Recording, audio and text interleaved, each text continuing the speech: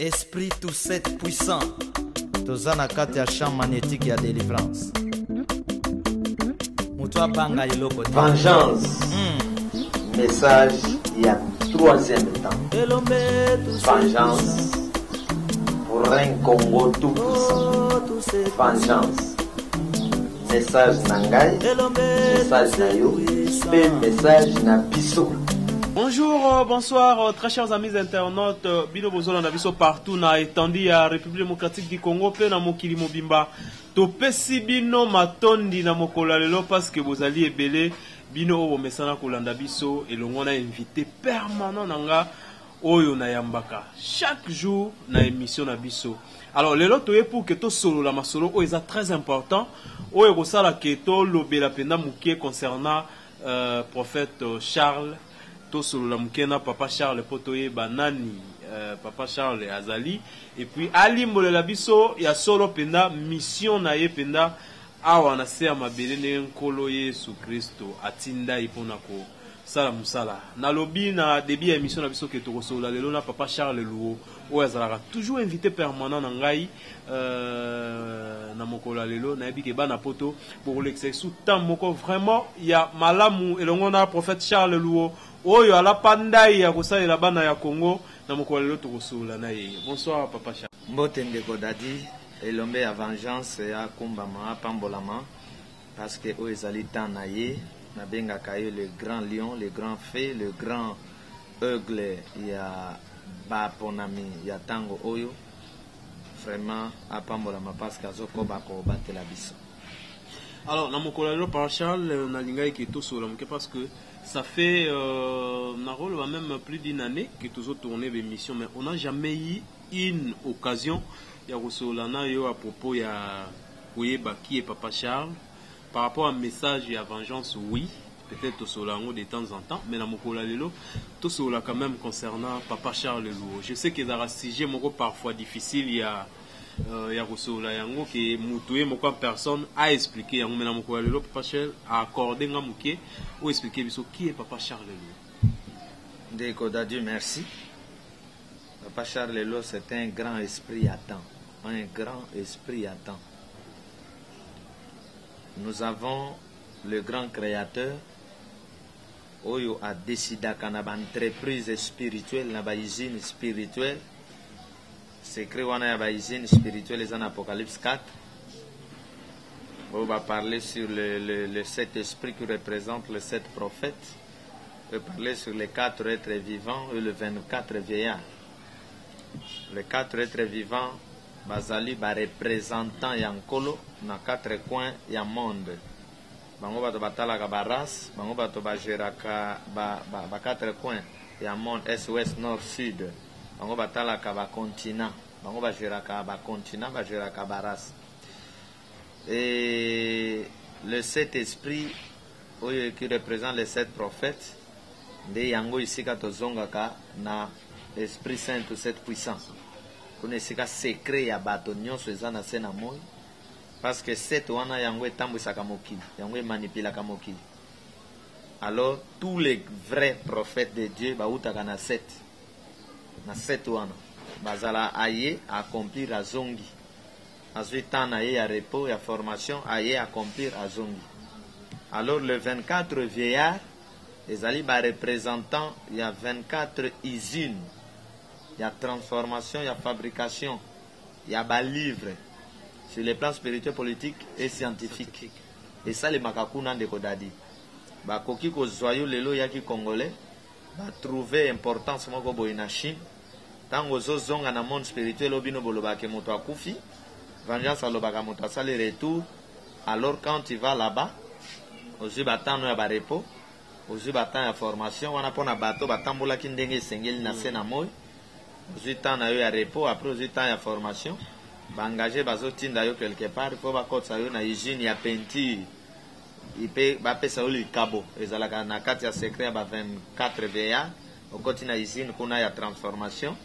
Bapesio likabo makambo ya kosala ba décider libota oyo bakotinda yo mboka oyo bakotinda yo ekolo oyo bakotinda yo continent bakotinda yo alors ba lati sur enveloppe ya libanda na temps moko yaki congolais temps oyo ya chinois nzoto asika voilà balati le poso ba chinois tango koya o comme chinois o comme contre ba africain comment ça ba africain mabe bato ayebi secret wana te alors que ko koksa mission na yo na kati ya Chine na ba discipline spirituelle politique scientifique ya Chine. C'est comme ça que les choses se passent. Alors le 7 esprits ezali ba 7 prophètes oyo bazali tout autour ya trône ya grand créateur. Bango rôle na bango ezalaka ba livre. Bango bapesa bango ba livre. Ba latisi bango livre. Selon ici qu'a besoin ezali. Et si comme monde spirituel décidé que cette fois-ci message ya loi ekobima na Israël. Oyo ekobima grâce na Israël. Oyo to décidé Congo. Alors le monde mystique de l'esprit grand créateur lui-même a injecté mystique na ye na esprit à trône d'un prophète oyo azala qui déjà c'est ayeba pour accomplir ma mission tant ekoki fo azonga lisusu. C'est pourquoi soki na Esaïe 19 okokuta kuna na 1 bazolo ba que j'ai vu mon Seigneur monter dans un nier et il descend en Égypte. C'est-à-dire que amati azui ba mibeko livre oyo yoki Jean zolo ba ke nazo avaler ba livre ya ko avaler azo melango ya ko mela livre scellé de kangami ba panzi yango na noté. Après ce qui ba sali livre ba sala ngona ba 24 vieillards na usine ce ba sali livre ba ye ba pesi lo sac na les grands créateurs. Après ba bengi représentants il y a race il y a continent qui sont les 4 êtres vivants côté likamwane ko keneso ina est des représentants na ye apesi lo sac na grand créateur parce que soka ke ba entourant les grands créateurs azui livre enda ko zwa livre ne a bengi l'esprit du prophète parmi les 7 esprits que yot o kende sika boye ba remettre un livre mission na ye. Après bazui ba corps spirituel que nous appelons sécurité spirituelle ba ange ba doté yo na bango nde ba spéciaux cortège e kotika yo na libumu ya mama oyo yo ko botama ti o botami lokola moto nyonso sala mosala. Voilà comment makamango e salemaka. Alors papa Charles na bomutu congolais mwana ya papa Lo na mama Marie Vianney na bomutu ye wana oyo yoki babandolo bana Yesu ke mwana charpentier wana isiko bato aminimizaka biso aye moto mokeboy aye nzoto mikeboy alongwa kuna elongi mabe wana na phase ya bomutu na phase ya molimo un grand esprit oyo nkolo atindi pour accomplir message à 3e temps. Tango bato babanga ki na l'an 2000 1999 bokota 2000 bato nyonso na beglise na bandoki banganga kisi babando banga ye Yesu azali koya ezali koya ya vengeance depuis vengeance aye banda vengeance aye kosala mosala na ye. Donc c'est depuis l'an 2000 donc message à vengeance ezali événement ya monene oyo ya l'an 2000 un grand esprit oyo aye pour ko discipliner biloko ebele sur tous les plans et surtout kotombola africain oyo anyokwami pendant beaucoup de temps et ko neutraliser ba force oyo tobenga diabolique. Il y a de gauche à droite oyo eza kopesa biso passe et ko expliquer ba message ya ba prophète oyo précédent pe ko sakola na makambo ekoya pe ko vandisa makambo na moment présent. Donc nous avons beaucoup de choses ya kosala pe ya kopesa. Voilà qui est Papa Charles, c'est-à-dire un prophète. Il y a tant de vengeance. Ba lobela ye na ba prophète ba précédent. C'est pourquoi les lois nazui livre ya vengeance na bandi anga musala. Alors Papa Charles Luoto solamuke à propos ya parce que tout ça quoi avancer mais to yeba quand même muke makambo nzambe et la ramutuka boete. Papa Charles obanda ko apprendre makambo. Oyo message ya vengeance te makambo ya kibonzambe ndenge nini? Makambo ya tata mokeli. Parce que omoni même nga lelo soki na lobaka nzambe to na kikongo nzambi na lobakango moke pona komema bino omoni eze eloko bomesana. Mais le bon Dieu, le saint Dieu azana kombo oyo ba invokelaka ye po bomona loboko na ye. Ce qui boke na koluka ko yibe explication ya nzambi na nzambe. Donc mikolo ya bokotika ko invoquer de cette manière. Eza biloko biso to kuta to mona ba borne ba cha to ndima yango. Mais eza na biloko ebele ya ko bongisa na domaine spirituel po et sunga bo moinabiso. C'est pourquoi Yoga Papa il parle d'un esprit saint, grand créateur. Donc bien orienté. Bien orienté. Et ndeko nangai na botami na babilembo. Na loba yango na botama na mai. Na sima ya mbonge ya maswa. Vague na kufa pe. Na zabo na botama na kufa.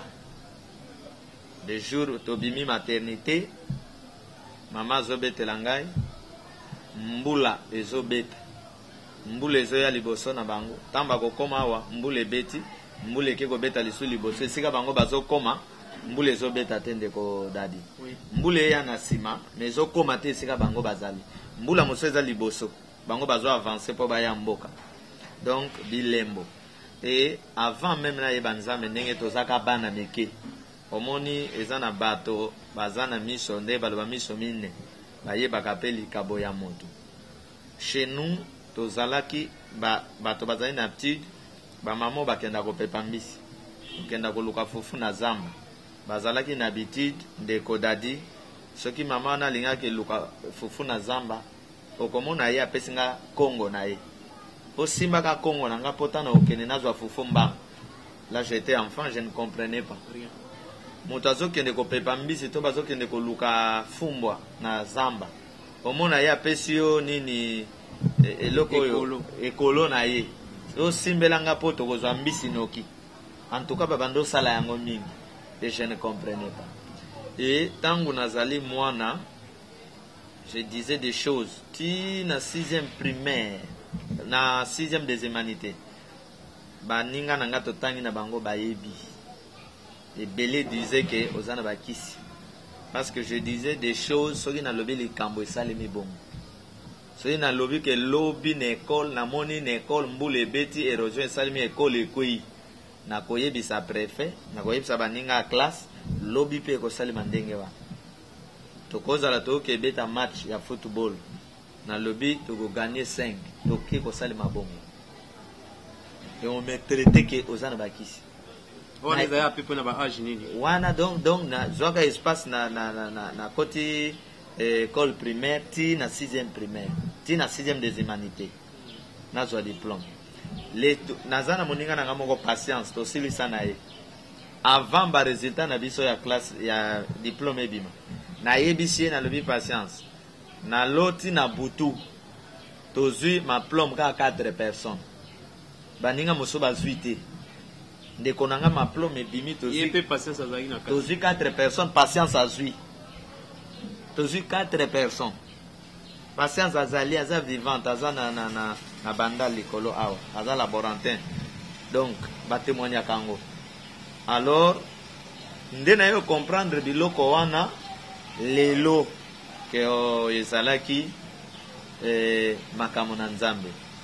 Alors kokola na école catholique, na bandi classe en école catholique, école primaire catholique et secondaire catholique, nous étions obligés à ressembler à la catholique. J'étais servant, na kotiti, na kozala aspirant, na bando kansana comme prêtre, na vinangai, na kotape, na landai na comme prêtre, mais ça n'a pas marché, c'était dans les plans de Dieu. Et na yeba ke loko moko, chef ya famille na biso. Il s'appelait Oscar Kifoy. C'était un chef de famille qui priait. Il a été chef de famille, bandoki, tout ça. Alors, quand on a botami, a yebisi maman, moi na oya kozala musali anzambe. Mais comme lui était catholique, il m'appelait souvent abbé. Parce qu'il était catholique, il m'appelait souvent abbé. Mais il a prophétisé que na kozala musali anzambe. Donc, Ndekodadi, après ça, na kena école protestante. Là aussi c'est vraiment obligatoire que ceux qui na école protestante il faut ensemble na école na ba église na bango. Donc nazo ensemble la kuna tina zu diplôme na collège Docteur Fontaine et après wana tangu na yuki Kinshasa na ba penser nanga ko koma sango ba condition ba pesa qui ça n'a pas marché ndeng kola sala ikena ya kokutana na église ya Frère Patrice. Mon âme l'Éternel et c'est par là que Nkola fongola ki pa ya liboso na domaine ya bonzambe. Donc Dieu a fait des miracles.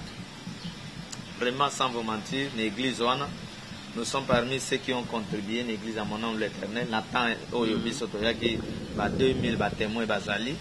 Dieu a opéré des miracles. Donc, on est allé na lala kapongite, papa chala bondel ponanga na lali. Na bota kate, papa chala bondel ponanga na boti.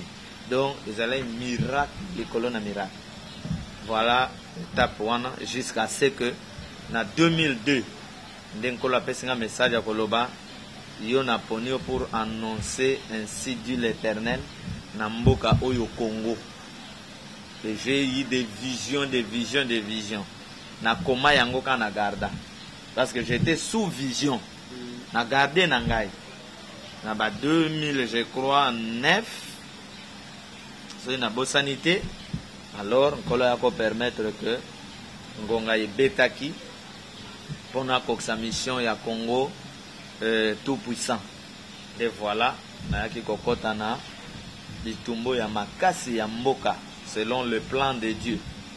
Na bomutu boye naki kotanga na sala criminologie, na sala pe droit na université ya Cardinal Malula. ICC. Voilà, ICC totanga na bandeko ebele bazali ba militaire. Ezana militaire moko to bando benge papa Jonas azali colonel. Là il était Yangambo Kabila. Wana na 2006 na ba Jean-Pierre Bemba tamba osala bitumba. Na FC colonel wana bitumbe kozala boye koleka boye. Colonel wana Jonas ayebi makambo epsai. Assistant na biso moko il s'appelait Etienne. Il était motaï de pes. Na FC bitumba wana tala bitumbe koleka boye kozala boye nyonso. Ba mona ngo na miso. Assistant ko talobi na pasteur tu as des fétiches. Voilà parcours de cet homme. Donc biso to yeko kota te na likambo nzambe na volonté na biso te. Papa Charles Penza ba poniye, c'est un grand esprit pour Mboka Congo, un grand esprit. Dembo bandoka obeli, oba Moïse na Israël, ba roi ba o trembler ngonga wana ndenkolo atindi yango na Congo. Lelo na nzela vengeance ndeko na ngai. Biso toza bato lolendo te soki na bandozo ba miracle oyo nkolo azana kosalela bato ba obenga ba okoma. Na banda kolekisa ngo awa okomona makamzamba osala. Menkolo atinda ngate pona luka kozo esika na ye. Donc oyo akomona miracle ye moko a témoigner. Oyo akomona miracle ye moko asala oyo ya moni. Mais sans vous mentir, message ya kobika ya peuple congolais, peuple africain na étranger mosusu ya tango oyo les message ya vengeance yango ndeza na kobundela ba congolais. Makasi peut commettre en confusion d'esprit à mabe nyons les de gauche à droite. Tozana yo bokomona mikolezo ya e kozala ndenge nini na mboka na biso pe na bamboka mosu de gauche à droite. To ba frappe ya mikoloyo eza ba frappe moko aérienne pe terrestre oyo la main de vengeance ezali coopérer. Voilà. Papa Charles Luna koyoka d'abord message ya vengeance, eza message oyo ezobangisa. Les âmes message oyo d'abord mutusa koyo kaka message ya vengeance mais alinga loba au juste nini na message wana expliquer biso c'est quoi message ya vengeance de konangai message nyonso esprit grand créateur atinda kana ba prophète majeur hein wana terme ya ndeko Branham ba prophète majeur c'est un bon terme pour expliquer les choses. Prophète majeur, c'est comme un prophète principal. Tout simplement, c'est quelqu'un, c'est un révélateur.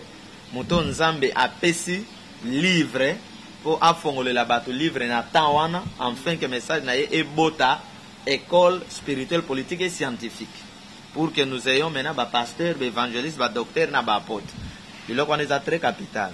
Donc message nyon son kolo appelle ça kanabatinda minaye, ezalaka un jugement, c'est un jugement. Le message wana ezana ba discipline nango na kati, mibeko nango na kati. Na ba sous commandement nango na kati. Alors, même la loi na kati ya loi ya Moïse, vengeance ezala na kati. Grâce pe ezala ki na kati. Na kati ya grâce, loi ya Moïse ezala na kati, vengeance pe ezala na kati. Na kati ya vengeance, la loi de Moïse est là et quoi? La grâce aussi ezala na kati ya vengeance. Donc tout simplement vengeance ezali message attend, c'est un jugement. Ezo bato bamona kango mingi compliqué to mabe parce ba yoka ke vengeance donc obetinga ngape na salini na betio. Alors comme message ezala likambo ya temps. Omoni ngolu tant ngolu eye asali mosala na ye ake ti ngolu akomi na suka po message akomi na suka.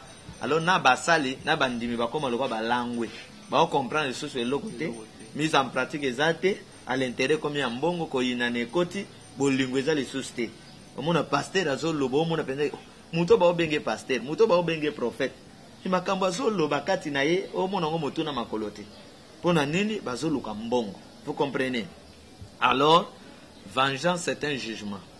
Azana ba discipline na ye lokola azana 7 disciplines na ye, c'est-à-dire bana ya temps ya vengeance avant basa les camions faut ba kumisa esprit grand créateur mokeli na bango. Vous comprenez? Na vengeance ba lobby soki mission nkola tinda yo na mokilo kokisi yango te eza lisumu okeli felo oyo kuta mboka no netani po mutu nyonso nkola akela atia don kati na ye atia eloko kati na ye eloko no fo et travailler au service ya bato na yo pe pona lokumu ya nzambe. Na vengeance ba lobby respect ya guide spirituel na mise en pratique ya message pana ezali parmi ba commandement ya vengeance. Na vengeance ba lobby légitime défense, c'est-à-dire ceux qui baye ko bonisa bino fo bo bunda oyo zoka nkola lobby à moi la vengeance à moi la rétribution. Message ya vengeance to inventer yango te eza na makomi eza na loi eza na loi ya Moïse eza pe na ngolu to inventer yango te parce que un prophète ne peut pas atterrir comme ça sans que ba prophète ba précédent ba lobela yete. Et ba prophète na réalité des choses na koyeb se lokomoko bato bako comprendre ngote bato bazan esprit te. Mais le prophète c'est le père des 4 ministères verticaux. Ministère prophétique azali mère ya ba ministère vertical. Yenda fongola kanzela po ba ministère wana mosusu ebotama. C'est pourquoi tous les grands wano yoki bayana ba message ils étaient des prophètes. Moïse était un grand prophète. Aboti ba prophète. Christ est un grand prophète. Aboti ba enseignant, aboti ba prophète. Donc, alors aujourd'hui c'est message à vengeance. Et ça la continuité ya message wana. Mais ba zubi loko mosu ba longoli. Apostasie kota ki ba abandonner vérité. Ba zubi loko mosu so yezo balana lisus na tante ba longoli, ba zubi loko asika ba pesi. Nde batindi mosali. Donc vengeance azana ba discipline. Ezaka te ke ba attaquer pas attaquer. Mazana ba discipline, par exemple l'intérêt général. Na kati ya mibeko ya vengeance na mobeko moko par exemple tu dois travailler avec conscience. Donc au travail de l'inconscience. Le message à vengeance ne concerne pas qu'à bandimi église to ba fidèle. C'est un message qui concerne donc ba consignance. Et plus na vengeance ba tindi biso plus ko secouer ba autorité. Sur le plan spirituel, politique, scientifique parce que vie ya bato eslimami na ba leader. Donc dès que tombe mi comme leader faut la bien former pour obi ki sabato na yo. Alors bato basu bazali mal formé. Ce qui fait que ce mouton comme président de la République, comme président de la République, école naïe, et entourage naïe, et parti politique naïe. Parce que vous êtes mal formé. Vous comprenez donc. Et le roi. Donc, bah, leader, tout, il faut pas se soumettre un esprit à grand prophète.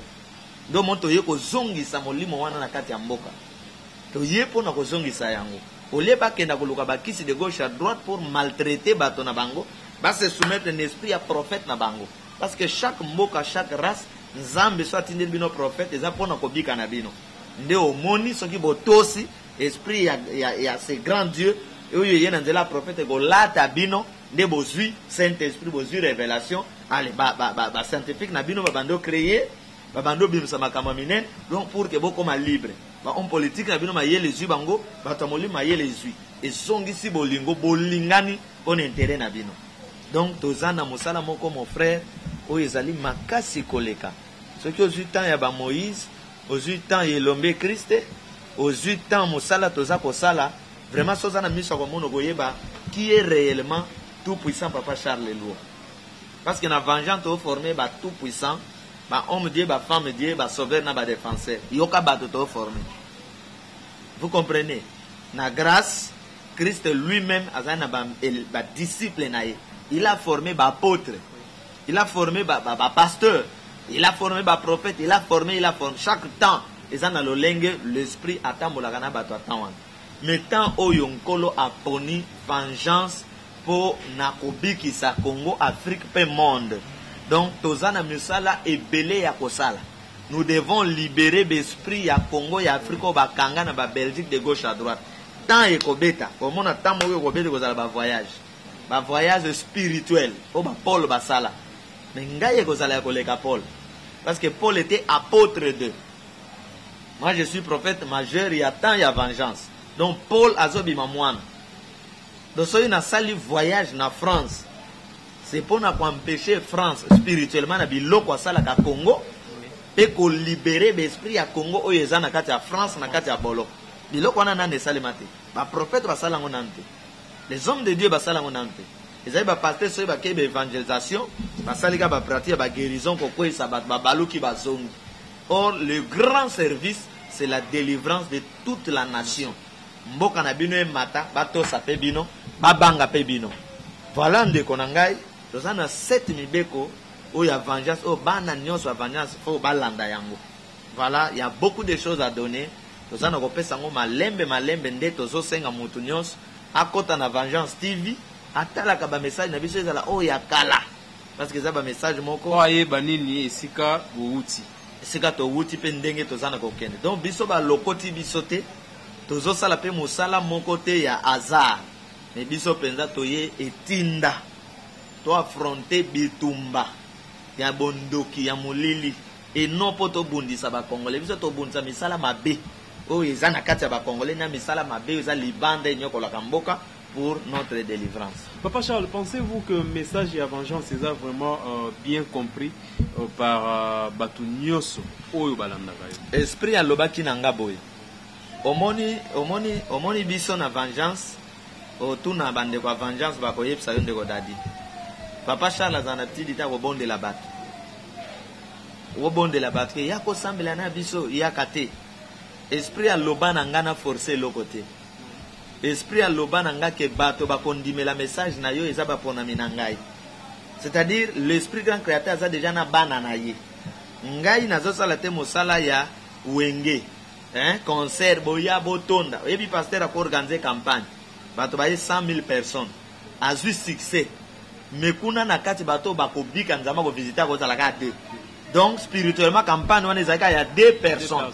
Mais pasteur a kozwa lokumu ke na tondisa ki bato na stade. Vous comprenez? Alors biso to yete na lolenge wana.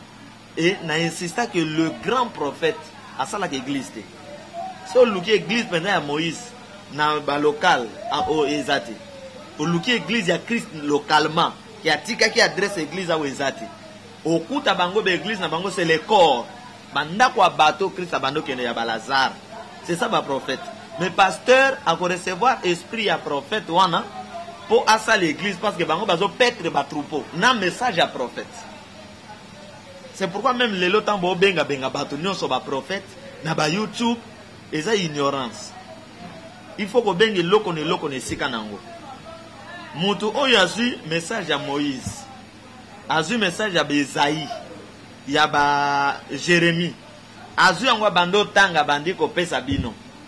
Il n'est pas prophète. Il copie. Mais papa Charles bakobenga ye évangéliste. Oui. Pardon landanga. Oui. Est-ce que Esaïe prophétisait biloko oyo Jérémie a prophétisé? Non. Non. C'est pourquoi boyoka ke na loi eza na livre ya Esaïe, eza na ba livre ya Jérémie, eza na ba livre ya qui? Ézéchiel, eza na beli na Élisée. Pour na nini?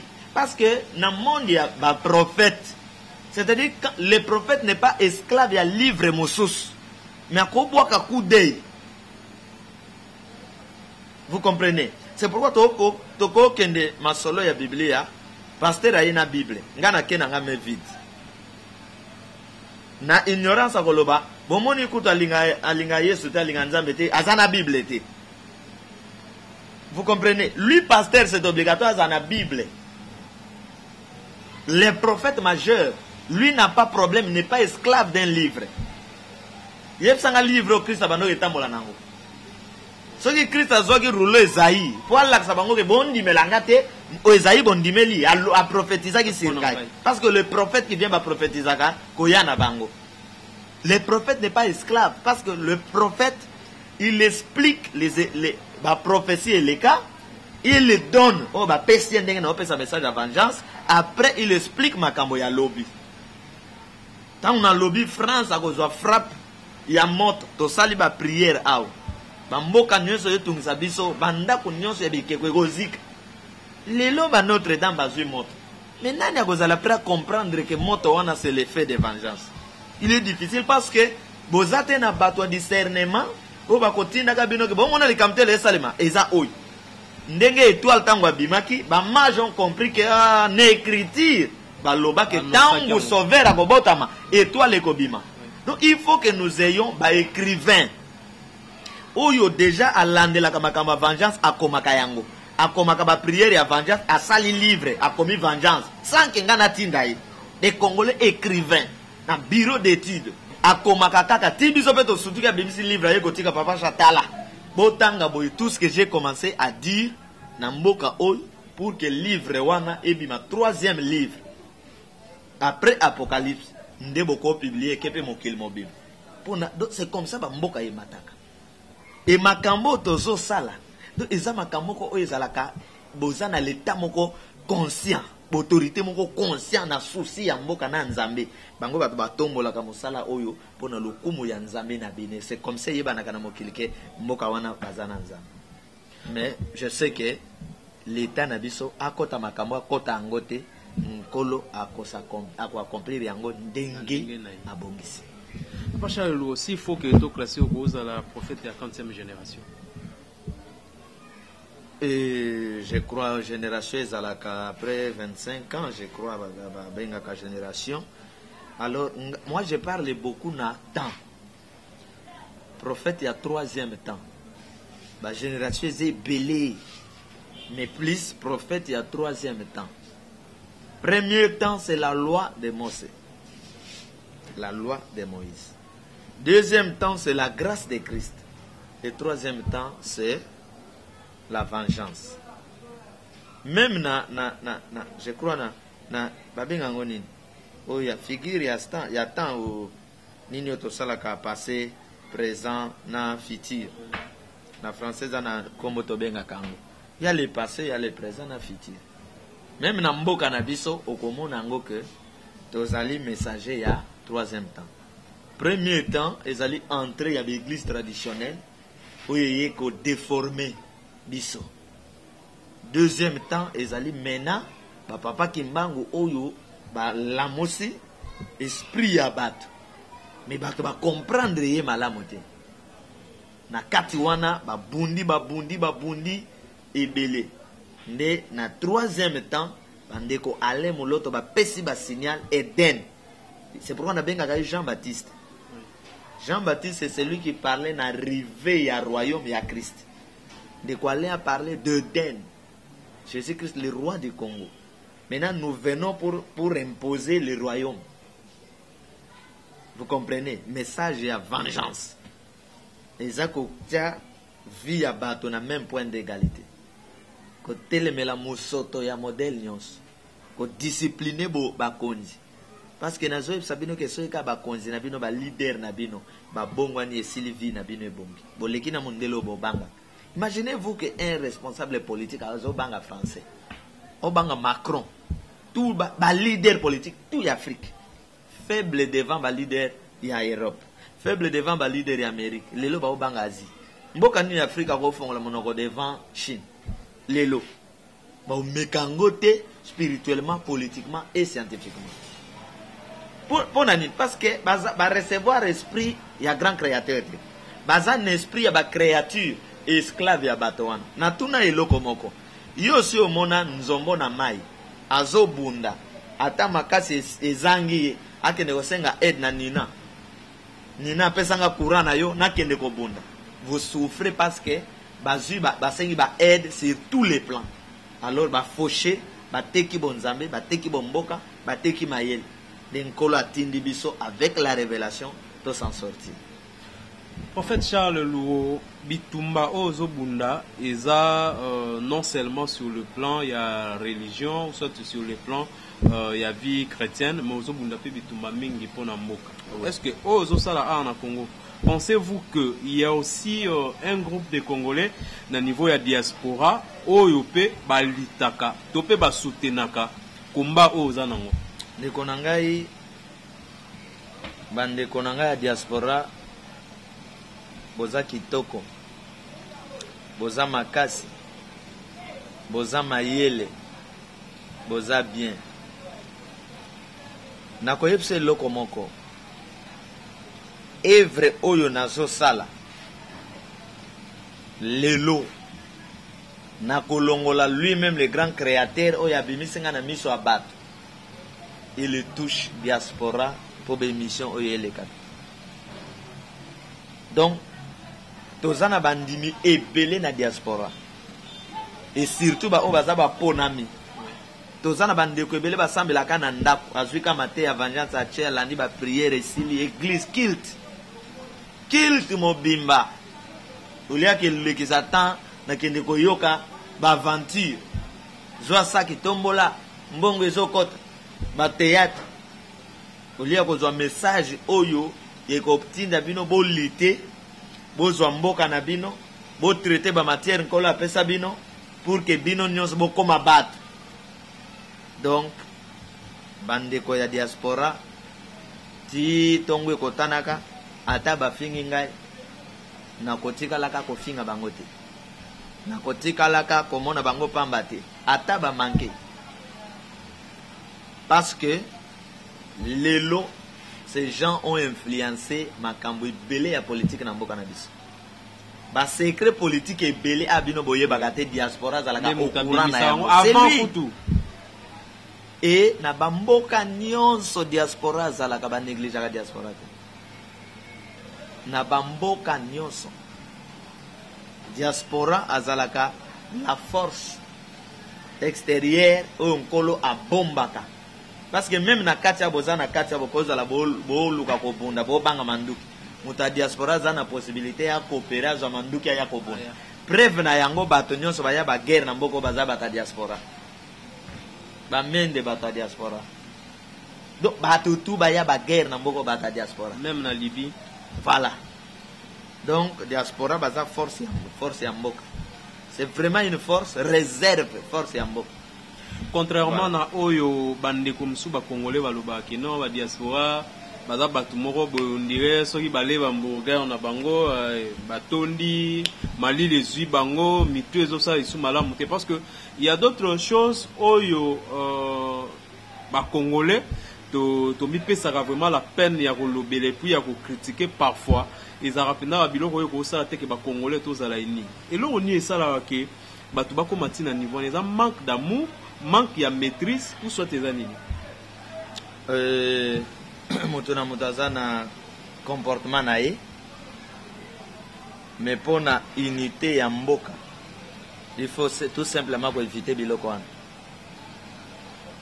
pour na unité ya mboka omoni bitumbo tozo bunda eza malamu te tokende yango na ordre dispersé bitumba oyo biso tozo bunda et biso bato na nzambe tozali ba oyo toza kopesa bandeko baza kuna courage na force na koyebso ke zana bandeko ebele na ve plus espoir confiance na mboka na biso mokoyoka mutabenga papa mateya na yo ezongi singa lisusu elamu singa etelemi singa epesinga lisusu bolingwa mboka na ngai.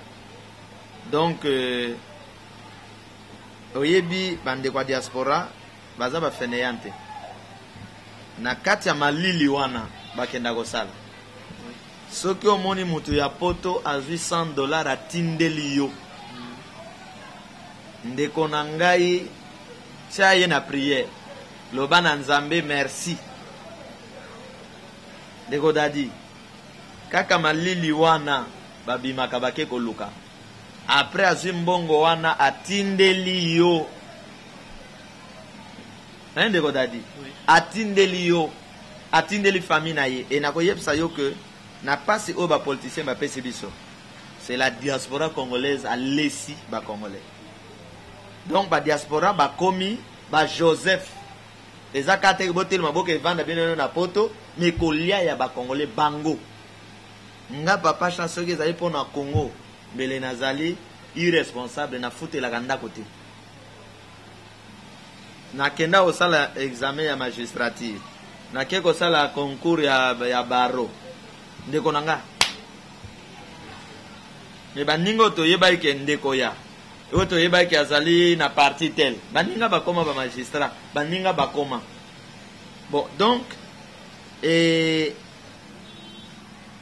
même ba Néhémie même ba Daniel bazali diaspora prophète Daniel azali diaspora ya mboka na bango ba Néhémie donc diaspora zaka ndeko na biso oyo pasi ya mboka et permettra kende koyekola libanda azwa pe mayele ya libanda ezalaka très important les jours mboka oyo azwi bakonzi oyo ya ye diaspora kitine intelligence na bango bo évoluer donc il n'y a pas guerre entre nous na ba diaspora donc vraiment kuna guerre kozala te.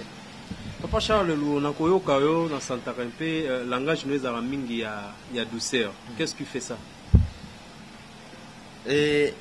Ndeko na ngai bonzambe eza na ba discipline à suivre. Tokomata na yo na plateau ya télé na plateau émission. Otomboki obandi kofinga nga ti na suka na kipeyo te. Na répondre kana ba question oyo otuna nga. Mais naza pe nasilikaka pe. Mais nazo yeba ke place naza awa. Je suis qui? Serviteur de Dieu. Je transmets quoi? Na banane. Ezana bato balandanga baza tellement na confiance. Donc bamona ka nzambe na nzela na ngai. So na betika libako moko na Papa Charles. Combien de bato bakolemba? Donc malamu kutu na plateau boye na silika na ngate. Na kena yo ti na suka yo o manifester lolenge na yo nyonso. Ezali ba discipline oyo tokoli nango oyo toyekoli. J'ai appris bonzambe pene ya Frère Patrice. Frère Patrice aza mutu aza pe na mabe na ye mais plus tokoli na discipline. Il nous disait comme mosali ya nzambe kosenga mutu eloko te. Bokenda kosenga na banda kwa bato te. C'est ça ba comportement biso tozwi. Mes parents oyo ba bokoli ngai do bayoka yote ofingi kuna. Bayoka yote kuna papa nyonso moni papa na yo yaya na yo. Alors plus na ye kokota lisu na mosala ya ba prophète na ba sauveur. Batango nazo bundela nazo sauver peuple wana. Ngana bango to bunde sikana. Voilà. Merci beaucoup bandeko balandi ya émission na biso expliqué. Vraiment tokomi na suka ya entretien na biso lelo na Papa Charles Lu. Tikate nzambe mokeli ya likolo na se nzambe ya vengeance apambola bino bisika nyonso ozwami. Papa Charles Lu, mot de la fin pour na entretien na biso mokolo lelo. Œuvre à vengeance et ali biso nyonso. Je suis prophète avec le bâton de commandement na beti bâton. Bino boko ma évangéliste, bino boko ma pasteur, bo créer ba centre ya vengeance. C'est-à-dire beauté à message à vengeance, bo pesa na ba congolais, bo pesa na ba africain ken. Parce que toko kenda ka ko libérer peuple africain na ba pays na bango. Toko kende ko yepsa Cameroun spiritualité na ye. Ndenge une fois tambola spirituellement, politiquement, scientifiquement. Congo Brazza après bateau yokoleka. Bakonzi oyo bakozala conscient na bamboka ya Afrique bakobenga biso na peuple congolais to bato na nzambo bako inviter biso na bamboka na bango to kende ko yebsa bango ba secret bamboka na bango et comment bakoki ko évoluer spirituellement parce que bonzambe eza mingi copie et copie azalaka original te. Donc les combats vengeance est à l'ébissonios. Au commun à la longue Dieu pourvoira. Vengeance aura kanaye oyo bato bakoyaka olanda ba formation donc ba séminaire ma communion ce kozalaka kuna vengeance au monde. Alors les combats vengeance est à l'ika Papa Charles était.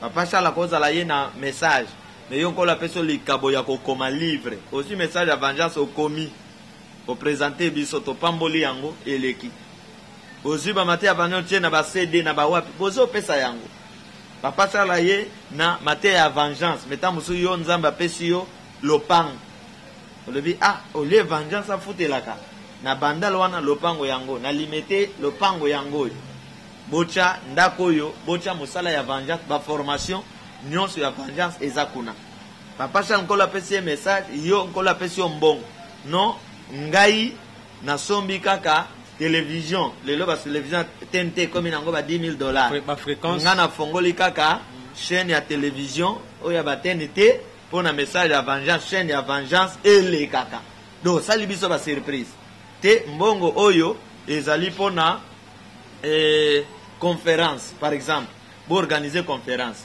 parce que vengeance azali na ordre spirituel que nous appelons vengeance na ordre national des sauveurs que nous appelons oyo ezali parti politique na ye parce que ça na bato bazana ba ambition politique et bato na ba ambition politique pour bazala former na message de vengeance pour basala te politique oyo bande ko peut perdre ba memibis voilà.